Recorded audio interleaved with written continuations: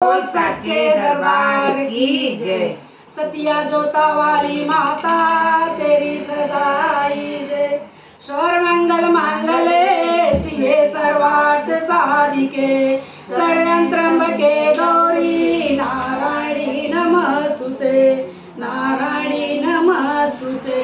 आप सभी को राधे राधे। ये मेरी बहन है, आज एक भोजपुरी बहुत सुंदर भोजपुरी भजन लाई है माता रानी का, आपको सुना रही हैं। आप लोग को जरूर पसंद आएगा। प्लीज़ लाइक और कमेंट सब्सक्राइब करिए।